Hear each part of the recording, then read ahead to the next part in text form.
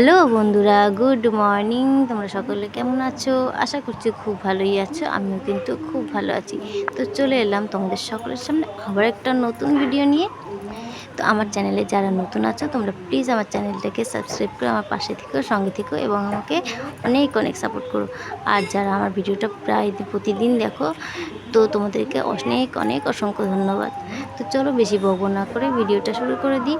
তো আমি কিন্তু বাসি কাজকর্ম সেরে ফ্রেশ হয়ে আমি বসে পড়েছি তাল ছাড়াতে।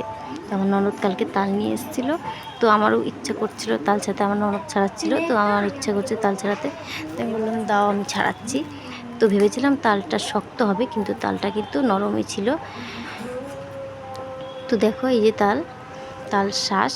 তো এটাকে 4 টুকরো করে আমি মাঝখান থেকে তালটাকে বের করে নেব।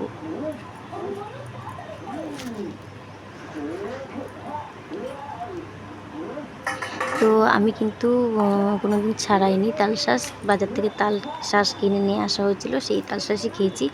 তো এরকমভাবে তাল শাঁস আমি তো ভেবেছিলাম তালের বড়া করবে হয়তো সেই তাল। তো বললো না, এখনো পর্যন্ত সেই তাল হয়নি, এটা কাঁচা তাল।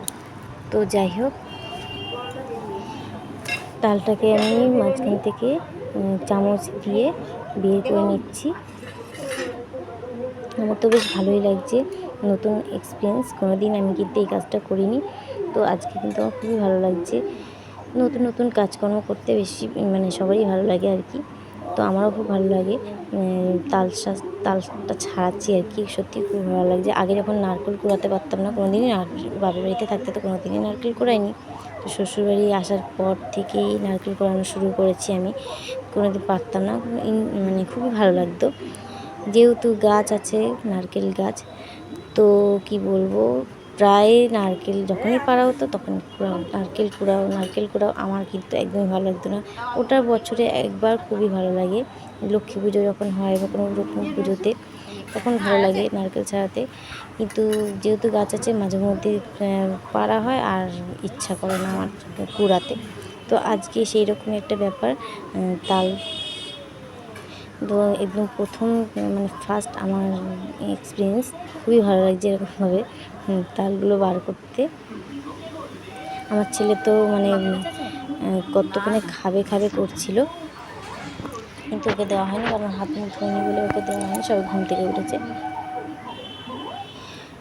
তো দেখো তাল নিয়ে বসে পড়েছি। আমার ছেলে তো এত বায়না করছিল তাল খাবে করে, কিন্তু লাস্টেও একটা মুখে দিয়ে বলছে আমি আর খাবো না, কারণ খুব মিষ্টি ছিল। তো ও এতটা মিষ্টিও খায় না, তো সেই জন্য ও একটা মুখে দিয়েও পুরোটাও খায়নি, আমাকে দিয়ে দিয়েছে।